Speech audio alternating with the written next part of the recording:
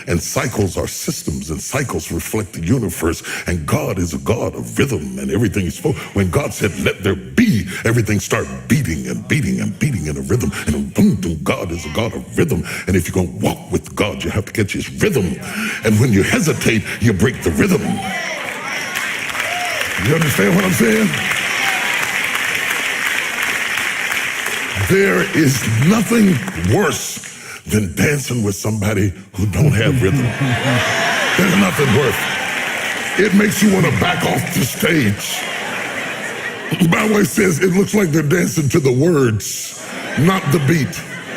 The beat, the beat, the beat, the beat, the beat, the beat, the beat, the beat, the beat, the beat, the beat, the beat, the beat, the beat, the beat, the beat, the beat, the beat, the beat, the beat. Don't hesitate.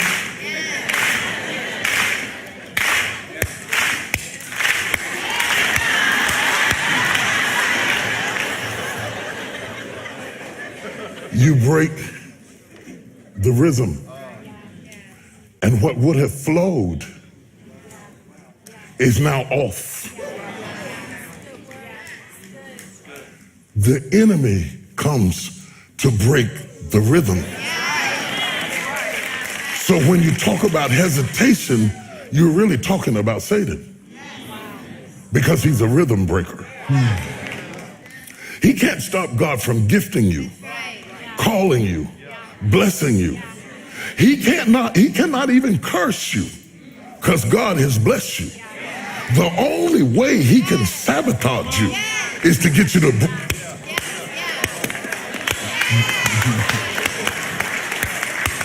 break the rhythm. When you do break the rhythm, you have to repent. You have to repent. Not just because of sin, you have to repent because you missed the rhythm to do the right thing. I'll show it to you this way. Yeah. Samuel lays down on the bed and he says, and he hears a voice say, Samuel? And he gets up and runs to Eli. He said, did you call me? Eli says, I called thee not, lay down again. He lays down again. Samuel? He goes, Eli, did he call me? Lay down. The third time, Eli perceived that the Lord has called him. He has missed the rhythm 3 times. He says, but this time when you lay down, say to him, God, if you call me again, I'm ready. Somebody in here, you've missed the rhythm. There are some things that should have happened 5 years, 10 years, 3 years, 6 months ago. Do you hear what I'm saying to you? But all hope is not lost. Go back and lay down again.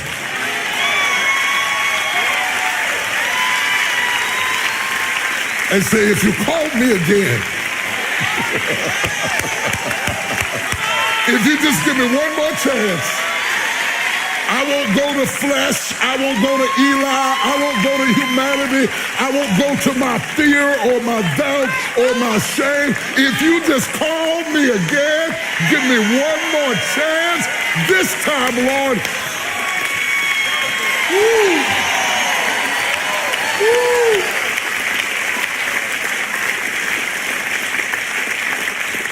There is a timing factor on everything. And every time we break a rhythm, it has consequences. Can I show you one thing? It's kind of shocking, but I'm going to throw it out here. God did not intend for us to reproduce in our old age children, because he wanted us to be here long enough to take care of them. So when God gets ready to shut down the factory, he's shutting down the factory so that the child will not be uncovered.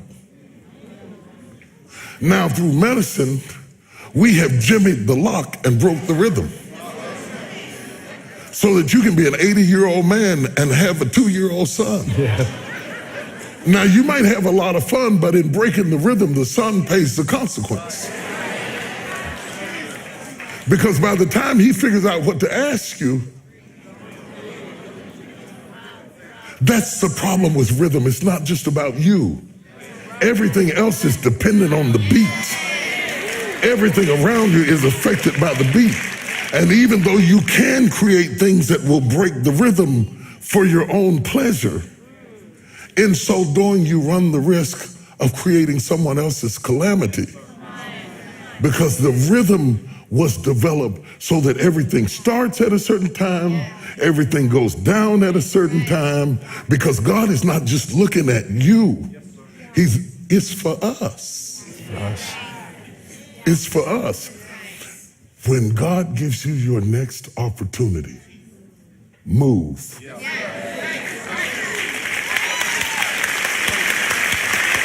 Move. If the woman with the issue of blood had hesitated, she would have bled to death, because Jesus was not coming to her. He was passing by. Wow. Rhythm, rhythm, rhythm, rhythm, rhythm. And she says, if I can just catch the beat, if I can just, I'm weak, but if I can just catch the beat, it's gonna take all of my strength to get there, but I gotta catch him, because he's not breaking his rhythm. He's not breaking his rhythm. He's still moving. I got to catch his rhythm. So she had to crawl to catch his rhythm.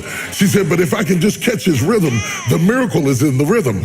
And so she had to crawl. And the Bible says she pressed her way. And the way she did it and got up to speed is that she kept encouraging herself. If I can just touch, if I can just touch, if I can just touch, if I can just catch his rhythm, I'll be made whole.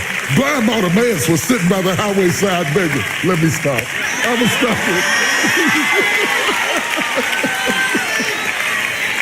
There is one thing, I know we're running out of time, but I want, they said, no. I was on a flight that got stuck on the runway.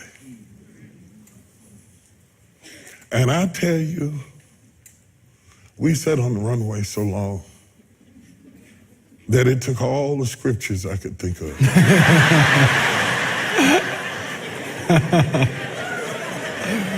Now, I tried to talk to myself. I said, you were sitting at the house, and then you got in the car and you were sitting in the car, and they drove you to the airport and you were sitting in the airport, and now you're sitting on the plane. Why are you so irritated? You're gonna sit anyway. And I said, if the plane were to take off, you'd still be sitting. And when you landed, you'd go get in the car so you could sit. And you get in the car and sit in the car so you could go to the hotel and sit. So what are you mad about? I think my frustration was I was sitting in a place of movement.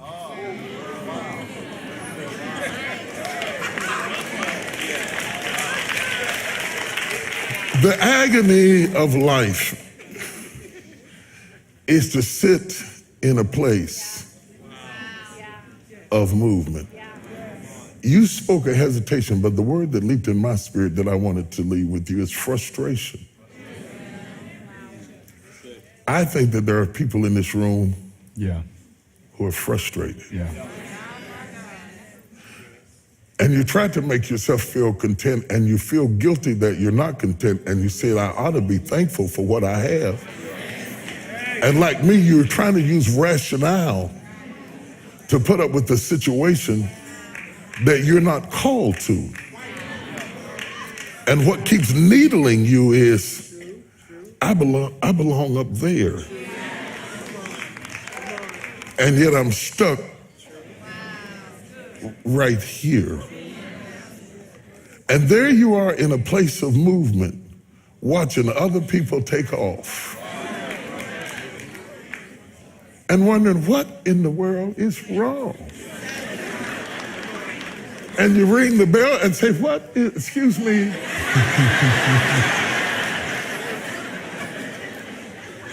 We've been sitting, we're out of peanuts.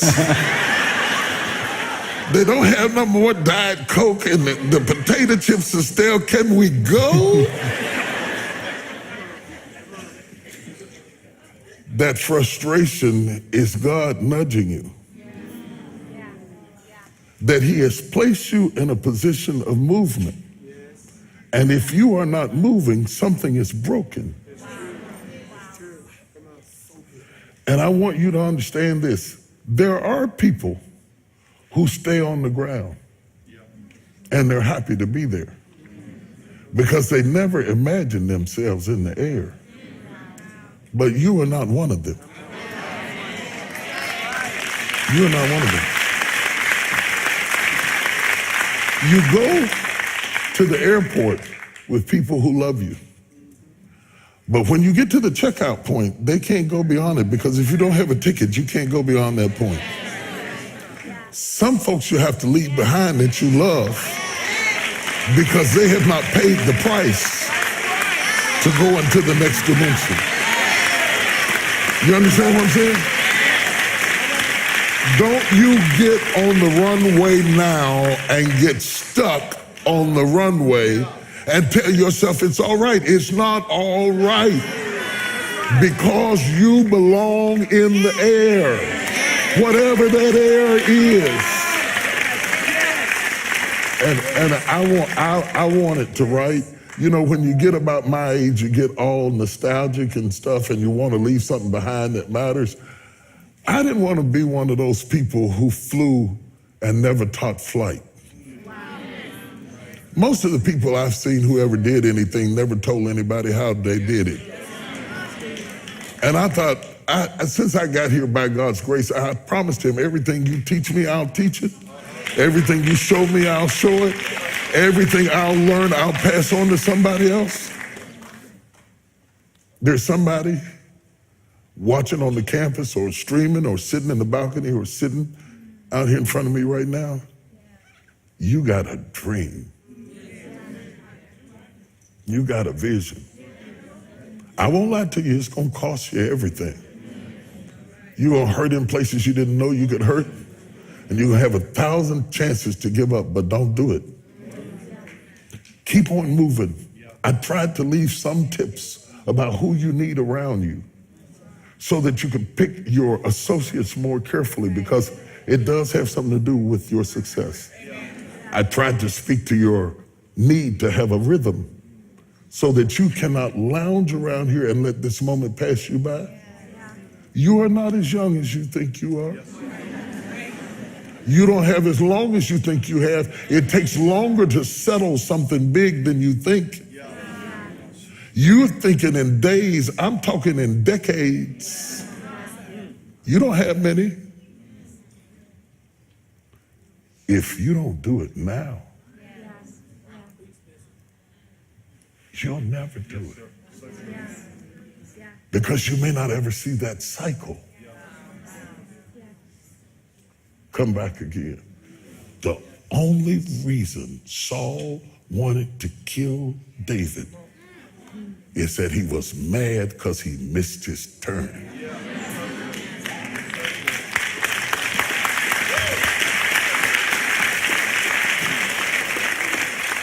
Touch everybody you can reach and tell them, do not miss your turn.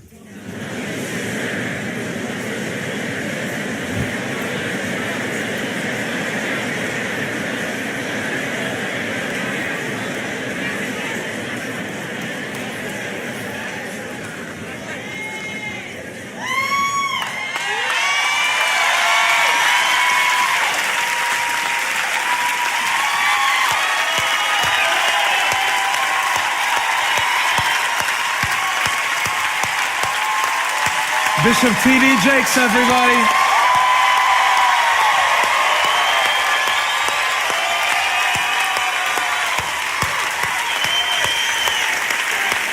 Would y'all do me one favor?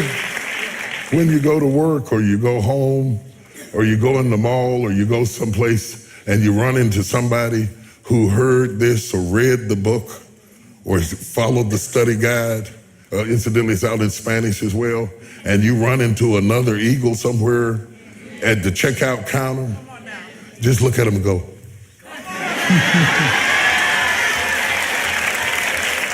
They'll know what you mean. Thank you, man.